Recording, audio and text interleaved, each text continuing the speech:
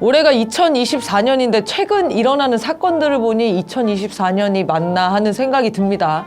대통령 부인 특검하라고 외친 대학생 20명이 연행되고 10명한테 구속영장이 청구되어서 충격을 줬죠. 다행히 전원 기각이 됐지만 10명 구속영장 소식을 들었을 때는 1970년대인가? 하는 생각을 했었는데요.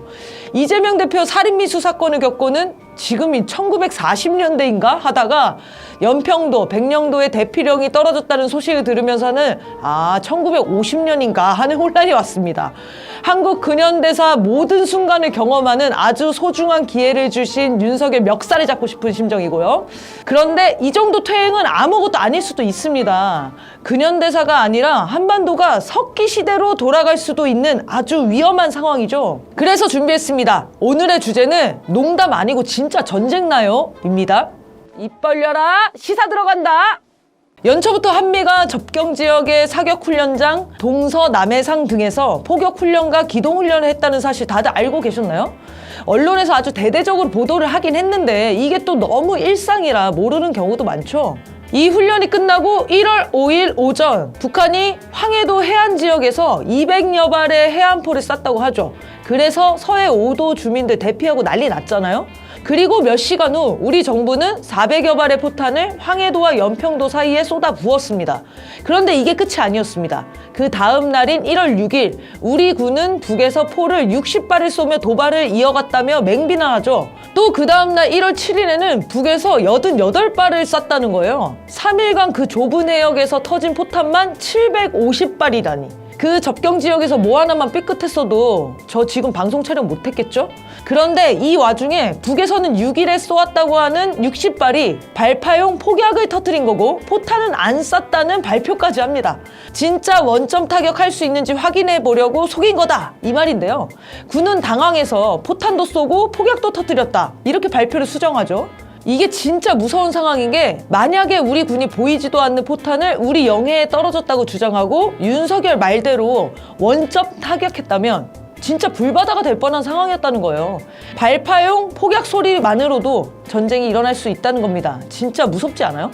그런데 서해 5도민을 방공호 대피소에 몰아놓고 운행하는 선박도 발을 묶어놓고 온통 뉴스는 전쟁 분위기 속보로 도배해 놓은 와중에 윤석열 뭐하고 있었을까요?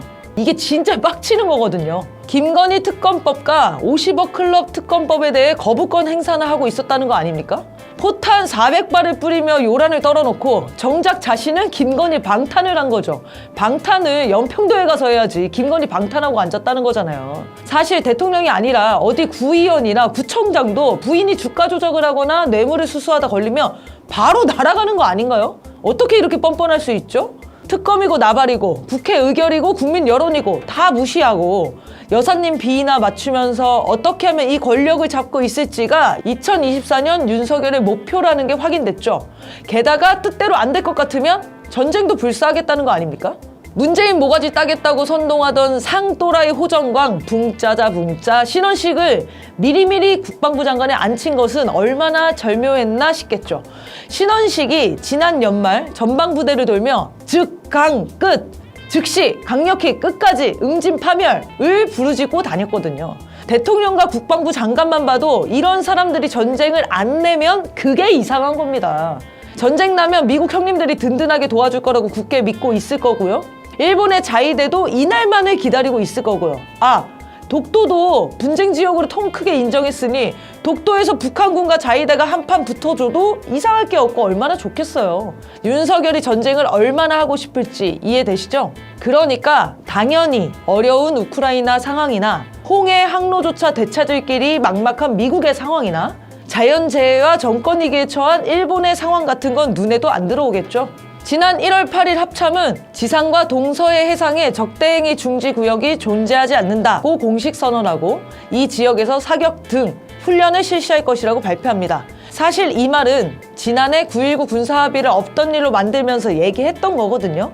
같은 얘기를 계속 반복 중인 거예요. 안전핀 이미 뽑아놓고 계속 안전핀 뽑는다 며 협박을 반복하는 것은 도발 유인하는 거나 다름없는 거죠. 그런 와중에 전쟁광 신원식이 BBC 코리아와 인터뷰를 했는데요. 얘는 진짜 BBC 참 좋아해. 북한이 오는 4월 우리의 총선에 개입하기 위해 대한민국을 겨냥해 지대공 미사일 발사 등의 직접적인 군사행동에 나설 수 있다라고 지대공 미사일이라는 매우 구체적인 전쟁 예언을 합니다. 지대공 미사일이라는 게 땅에서 공중으로 쏘는 미사일이잖아요. 공중에 쏠 일이 뭐가 있을까요? 전투기, 드론? 가장 확실한 게 있죠. 박상학을 비롯한 탈북자들이 날릴 삐라. 이 말은 즉 삐라 날리면 미사일 쏴달라는 거 아닌가요? 그러면 전쟁이죠. 그래서 오늘 이 이야기를 하고 싶었던 겁니다. 농담 아니고 진짜 전쟁 나요. 정말 윤석열 퇴진이 평하고 윤석열 탄핵이 안 보입니다. 지금까지 입 벌려라 시사 들어간다. 입벌씨였습니다.